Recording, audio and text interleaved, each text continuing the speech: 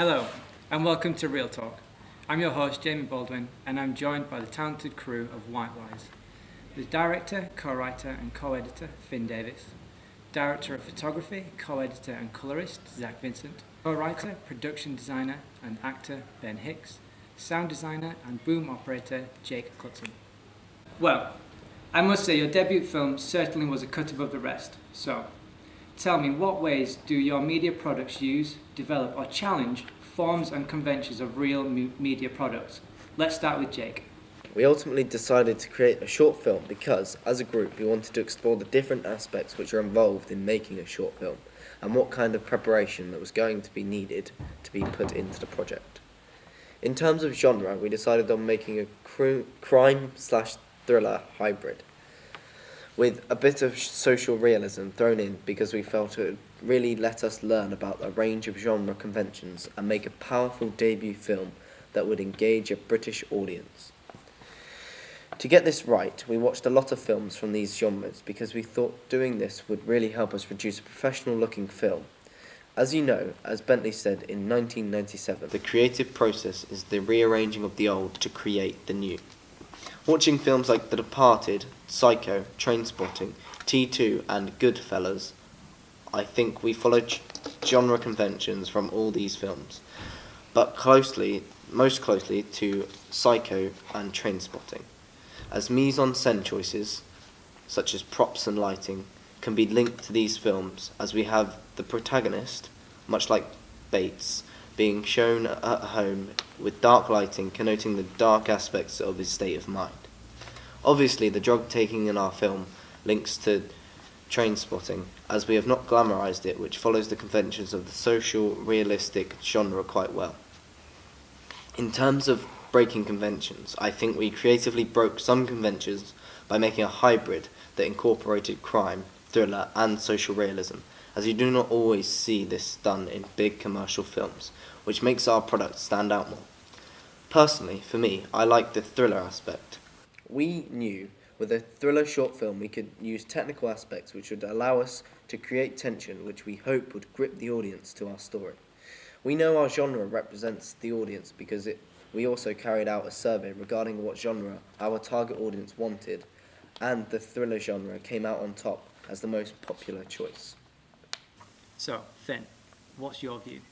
Well, as a writer on this project, once we knew what genre we were working in, I had to brainstorm ideas, and after I had a few lined up, we talked about narrative possibilities and developed something that is very powerful, tense, and emotive, which fits all the genres we wanted to work in. I think the narrative follows Todorow's narrative theory, but not in order. As to show the state of mind of the character, we play around with time quite a bit. In a way, what we have done in terms of time and narrative is challenge the conventions of the short film, because normally short films are based over a short period of time, but we have been more ambitious than this, as we have done a flashback, so the story is actually of a few months as opposed to a few days, hours, or even minutes. Going back to how we have followed Todorov's narrative theory, the equilibrium is the protagonist Anthony, played by Poldark actor Rory Wilton, has a family and a normal life before this disruption, which is a serious drug and alcohol addiction, which messes things up for him. You do not see this in the narrative. You first meet the protagonist in a prison therapy session at the start of the film, which then leads to a flashback which shows his disruptions, or as Barthes would say, enigmas. Which takes more serious forms, as after he has scored drugs and is settling down to take them, his ex-wife, played by another Poldark actor, Emma Spurgeon-Hussey, lets him know he has to have his daughter that night. This situation takes an even darker twist when his daughter finds the drugs, accidentally overdoses and dies. His ex-wife then comes back to his flat to drop off forgotten homework, and he stabs her to death. This is a unique, original and creative script that we worked very hard in creating, but you could say that it shares some conventions with scripts such as Leaving Las Vegas and Trainspotting, as both of these narratives focus on flawed male protagonists whose lives fall apart because of drugs and alcohol. What makes ours more hard-hitting is the fact that he is a family man, and you, the viewer, sees the destruction of his family. For ancillary tasks, we each had to create a film poster for publicity, for our short film, and a review page which involved designing a double-page spread and writing a professional review of the final product. And I think that these all closely follow genre conventions for different reasons, but we'll tell you about that later on in the interview. Zach, do you have anything to add? As a group, we researched 3 short thriller films, The Guilt, Soft and Jet. We looked at conventions such as shot types, editing, mise-en-scene, sound, plot and storyline. When we initially started conducting our research, we looked for short films which conveyed the type of atmosphere and tension we were initially looking to replicate with our own short film. This was conveyed through the aforementioned. In terms of The Guilt, not only was the plot gripping, but the use of mise-en-scene mixed with the illustrious shots used throughout really inspired me to take risks and go above what was expected of us in terms of how we were going to film it. In terms of feature films which inspired us, Trainspotting and Hitchcock's masterpiece Psycho were the real driving points in terms of how we wanted our film to look and feel. We wanted the social realism of Trainspotting mixed with the tension of Psycho. So, Ben, tell us about characterisation. Our film plays host to 2 main characters, the father Anthony and his estranged daughter Jess. With Anthony being the troubled drug addict and Jess being a well-behaved teenager, it subverts Stanley Hall's theory in which he stated youth is a time of storm, stress, rebellion and emotion. To some degree, as such themes are only relevant to the character of Anthony as he perhaps tries to rediscover his youth. It further fits Anthony as it mentions the use of drugs for fun. However, Anthony is no youth and therefore makes his character all the more tragic and troubled. Despite this, we chose the actor Rory Wilton as he fits the common conventions of his character. An example of this is his physicality. He looks about the right age and has a similar stature to a father of his age. In addition to this, he looks old enough to have a teenage daughter. Where his usual looks do not fit, his character were intervened and got our makeup artist involved. For example, on the first day of filming, we decided that he didn't look as rough or as tired as we wanted, so our makeup artist put dark circles around his eyes. However, when the daughter accidentally takes her father's coke in the whiskey that she steals and drinks while Snapchatting it, her character takes on traditional representations that fit youth, as she is fitting both Oscarby's 1998 theory of trouble and fun and Hall's 1904 theory concerning youth being reckless and rebellious. Jake, do you have any views on this? In terms of representation, it could also be argued that the protagonist fits the 1992 theory of Richard Butch, who agrees male characters are presented as incompetent and ineffectual, often a buffoon or a well-intentioned but dumb. In almost all working-class series, the male is flawed, some more than others. He fails in his role as a father and a husband, but is lovable but not respected. Overall, I think our characters represent different people in the audience successfully and really fit the social realistic genre conventions we observed in films like Trainspotting, where Spud and Renton feature, and Billy from Kes, as characters are not classic two-dimensional Hollywood characters. They are more flawed and more real than this, which makes the narrative more believable and creates emotion for our audience. As a team, we selected Rory Wilton to play Anthony, as he is an experienced actor within our local area, but is not classed as famous, which fits the conventions of most short films, as they normally employ relatively unknown actors. In this instance, it aids the narrative, as Rory played Anthony and became Anthony, whereas in Hollywood films, when certain A-list actors feature in films, they play themselves more than the character in the script. Our chosen actor made the film more realistic, as he was like everyone else, thus linking to our target audience. For example, the character could be a neighbour of an audience member. This realism enhances the thrilling nature of the narrative because it is more real, and the more real it is, the more thrilling it becomes. Linking to other theories concerning characterization, White Lies also follows Barth's theory. As he stated, there is a linearity of cause and effect within an overall trajectory of enigma resolution. In addition to props and Todorow's theory, Levi Strauss also wrote a theory regarding narrative, in which he said that narrative is created by a constant conflict of binary opposites. These oppositions structure the narratives.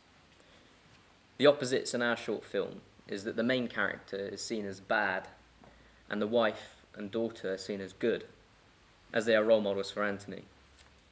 This idea of opposites links strongly with our film, as the main character is relatively old, but has habits that a misguided teenager would have, such as drug taking and drinking too much alcohol.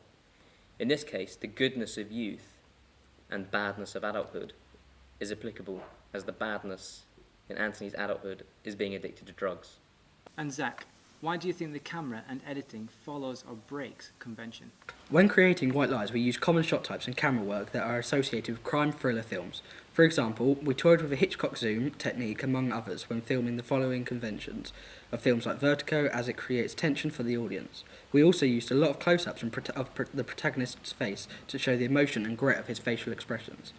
In addition to this, the final scene where the camera pulls focus and zooms into Anthony's face, as this happens, the background with his deceased family in the background is slowly blurred out, which serves as a fitting metaphor and hones on his emotions and realizations of his errors. This follows conventions we observed in The Departed throughout working for the genre. In terms of editing, we mostly used continuity editing, as this was a convention we observed in social realist films like Kes and Trainspotting, as we did not distract the viewer from the narrative, making it more realistic and unbelievable. We do a few editing tricks through to connote the unstable state of mind of the protagonist and the time shifts in the narrative. For example, we use short takes to create a sped-up effect of events going on in reverse, to take the narrative back to the room where the protagonist is about to reveal his story. Including an effect like this follows conventions of social realist films that we want to portray drug addiction or a disturbed state of mind, as Trainspotting, for example, slows time down in a sequence to show Renton's overdose. Thus, even though we have been creative, we have followed conventions of the audience would expect to see from the genre we have worked in. Ben, can you tell us how your sound choices break or follow conventions? With the sound, it is mostly diegetic sound of the character's dialogue with some ambient background noise, as this fits conventions of social realist films, as it portrays the tension and drama in the narrative by letting the characters progress the story. This follows conventions of films we looked at like Trainspotting and Kes, but breaks thriller and crime conventions, as these genres also often use non-diegetic sound effects to add tension and suspense. Ben, tell us how you considered your audience when researching these media conventions. In terms of our secondary target audience, we did research into the BBFC official UK film rating classifications to see which age rating would suit the genre type of our short film based on the contents of our script. Also, when researching the BBFC, we took into account the hypodermic needle theory, which suggests that mass media could influence a very large group of people directly and uniformly by shooting or injecting them with appropriate messages designed to trigger a desired response. This theory ultimately means that people, mainly of the younger age groups, may want to imitate certain behaviour shown in the media. Because of this information, we knew when researching the BBFC's classification guide, we needed to realise our script included drug use and violence, which is definitely not suitable for the younger age groups. We decided that the age rating of 15 plus was the best choice for our short film. The BBFC's 15 age rating classification made it clear that in terms of drug taking, it may be shown, but the work as a whole must not promote or encourage drug misuse. In terms of what violence could be shown, the BBFC classified that violence may be strong, but should not dwell on the infliction of pain or injury. These classification guidelines allowed us to understand how much violence and drug use we could show to our audience, which was very helpful in meeting our target audience's expectations. In terms of your ancillary tasks, were there any real media products you looked at for inspiration? How effective is the combination of your main products and your ancillary tasks? Finn? Well, For the ancillary tasks, we had to create a poster and also a magazine review page regarding our short film. I feel the combination of the short film and the ancillary texts are a good combination as they both appeal to the same demographic. Short films tend to appeal to niche audiences that are into short and independent films. Therefore, the magazine article I wrote is based on magazine articles from independent and fringe magazines, such as Little White Lies and the BFI film magazine, as opposed to the more commercial film magazines such as Total Film and Empire. For the poster, I not only studied film posters from films that are the same genre as mine, but also independent and short films, as that is what my film is. I did this to get a greater understanding of the conventions of film posters, especially films of the same genre and with a similar target audience. With my poster and double-page spread, I did not go as old school as Ben, as I made my poster more fitting with the 1990s film conventions used by using imagery, mise-en-scene and typography that fits in well with the social realist crime thriller films that you saw in the 90s, such as Seven, Misery and The Usual Suspects. This will attract fans of the genre, and it fits with a young target audience who want a rebellious narrative that contains illegal activities like drug taking. This fits with Stanley Hall's 1904 theory, and it ties into our research of what our target audience wanted to see. What about you, Ben? In terms of my film poster for my ancillary task, I took inspiration from an illustrated poster of Alfred Hitchcock's Psycho. I liked the way the illustration of the knife stood out from the rest of the page and created a tense and mysterious feel to it. I felt an illustrative film poster went against common conventions of real media film posters and allowed my poster to stand out from other film posters because of my stylistic choices I decided to have. For my magazine article, I looked at professional mainstream film magazines such as Total Film and Empire. However, I looked at independent magazines such as Sight and Sound and Little White Lies to understand what the different types of film magazines were doing in terms of their page designs and the maturity of their text in terms of their primary target audiences. I think both of my pieces of promotional print work follow conventions of older classic films, and this makes them look creative in the modern film market. I think adopting the style I did in my print work will appeal to the film buff, as it connotes we know about and respect great filmmakers like Hitchcock. Also, it connotes the psychological aspect of our genre, and this links to Blumer and Katz's 1973 theory. As it shows people who like this genre, the film will be entertaining for them and let them escape reality of watching it. Jake, tell us about your ancillary tasks in relation to your main product. In terms of my short film poster, I initially played around with some ideas that used surrealist photography and techniques, as I took inspiration from a few real media products which influenced my creation. One poster which heavily influenced my design was a poster starring Jake Gyllenhaal. I liked the main image on this poster of the protagonist, which also features a clever inclusion of a location from the film in the protagonist's hair. This fade imagery is very effective and subverts other film posters, which is why I've chosen this poster as opposed to a short film poster that I researched. However, ultimately, after getting some really good still images of props from the films, I changed my creative ideas and did a more simplistic poster that created more mystery but clearly showing some of the narrative and themes of the film. The colour palette of my poster relates to the colour palette of our film and the overall genre. The colour palette of our film is primarily very dark, which is why I wanted to replicate this into my poster to create a definite link between the two products. With the poster I looked at, the colour palette is quite dull and mundane. For example, the beige background is not normally associated with most film posters. However, in this instance it works with the dark, detailed image that features in the middle of the poster. This is what I've tried to replicate in my own ancillary product. My poster uses key plot points which are featured in our film, including both the whiskey and cocaine, which are vital components of our short film. I have also created the protagonist of our short film to make it clear that the story is about him. Similarly, in the double-page spread, it also uses imagery and colours that fit hard-hitting social realist drama and crime aspect of our film.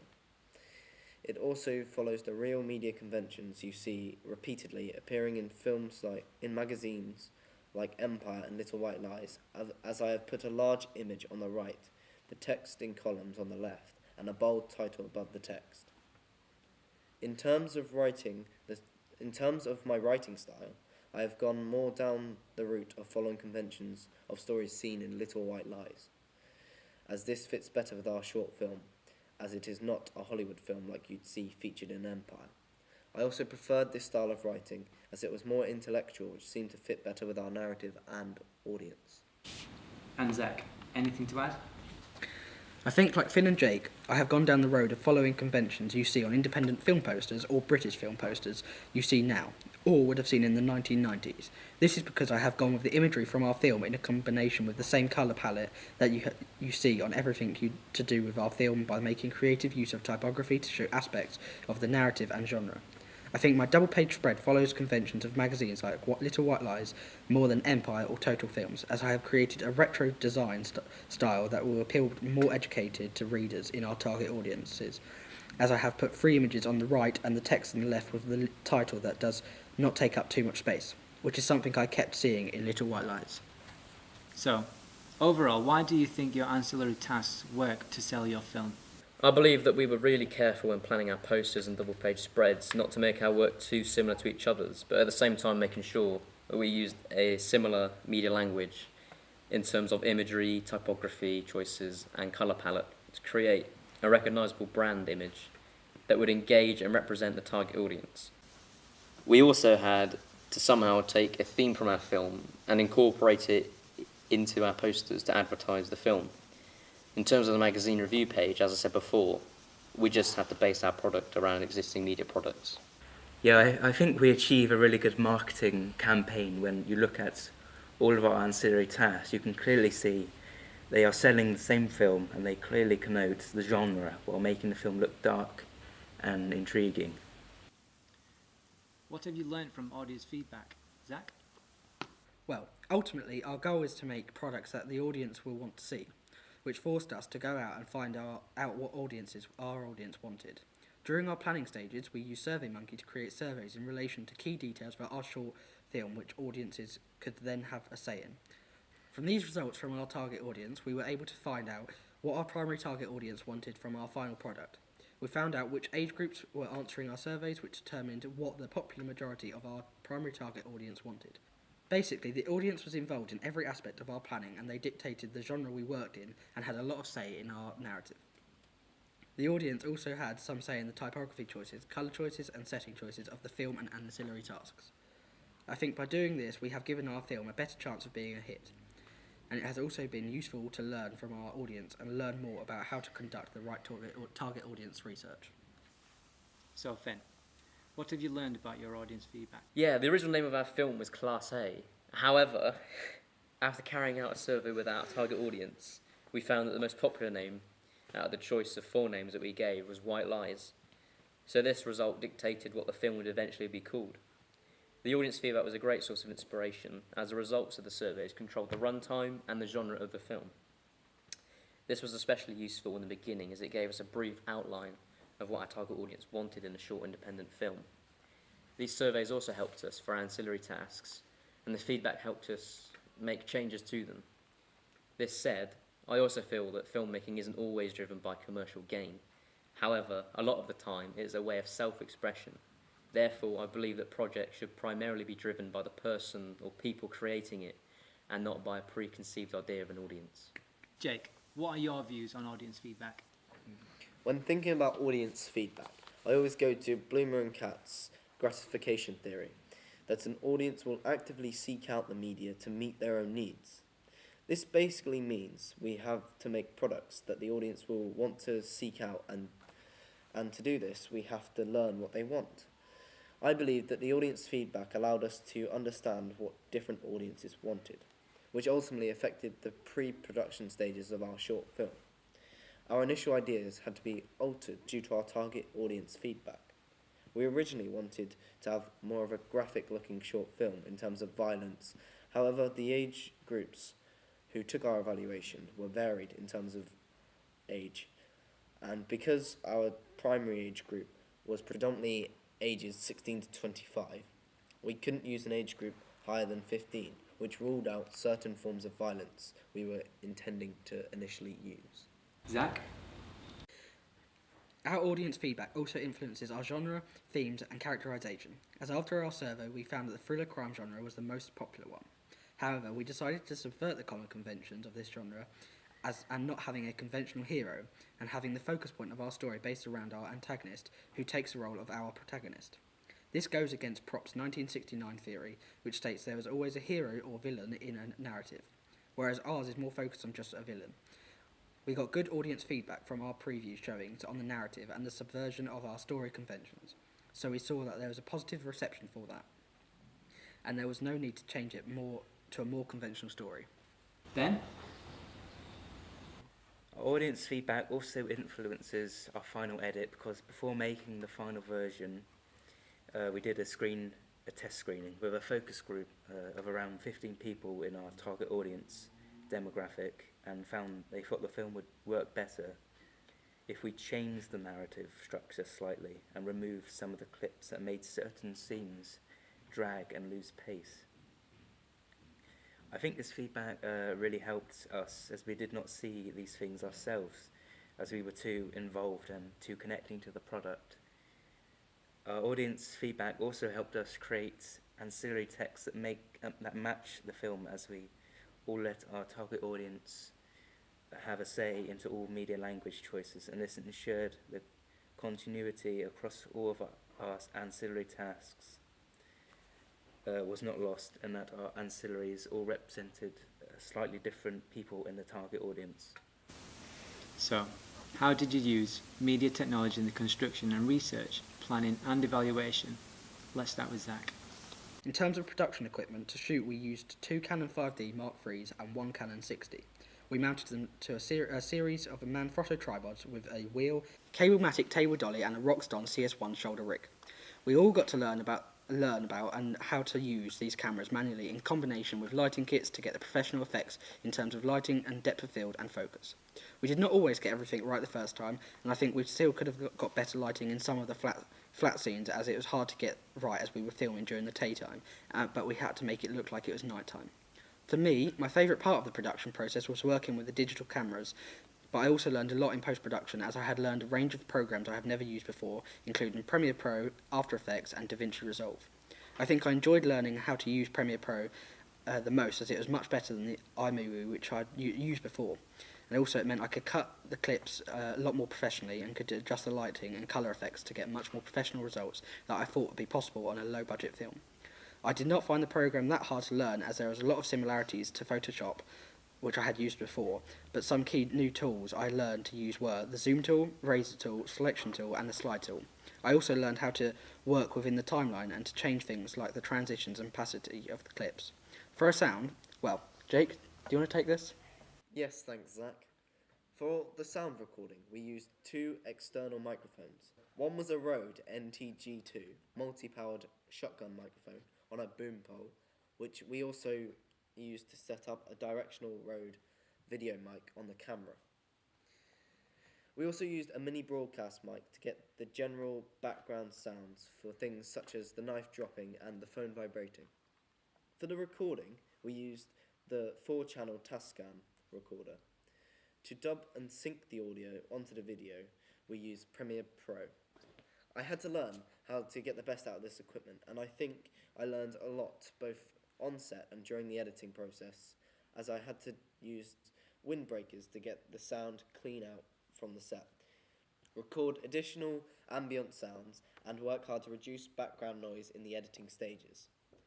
I think one of the hardest things for me, apart from holding the boom mic for long periods of time, was keeping the levels right, especially when the actors raised their voices, as if the levels went too high, when the recording would not come out crisp and clear, and on how film sound works and how much time has to go into getting it right. Ben, what's your viewpoint on this subject? Well, we use programs like Word and Blogger when creating the script and our planning, and this meant we had to learn to keep up to date with any changes to these programs from our AS. Also, we use SurveyMonkey and social media to help us with our audience research, and getting more skilled at this will help us in our future studies and careers, as we all hope to work in the media industry later on. I also had to learn how to use Flash and After Effects, as it was my job to make the film title and production company logo. I found this really challenging, as I had only used Photoshop, InDesign, Adobe Illustrator and iMovie for our rough cuts before, and these programs were a lot more complicated and time-consuming to master. I found it quite difficult getting to grips with motion tracking and animation, but did notice some similarities to the program and Photoshop, which made it slightly easier to learn. I do still think I need to learn a lot about this program, as even doing the basic things with text took a long time. Finn, do you have anything to add to this? I think all our work with technology ties into what Gauntlet said in 2007, that new media technologies are changing the relationship between consumers and producers. As new digital cameras, sound equipment and editing equipment, along with being able to use YouTube, Blogger and social media to distribute and exhibit our film, meant we were able to become producers of a really professional looking product that got to a real audience. Also, like last year, programs such as Photoshop, Illustrator and InDesign let us make professional print products to go with our main film. I believe we also refreshed and developed our knowledge with these programs. Right, that's me done. Right, you two sit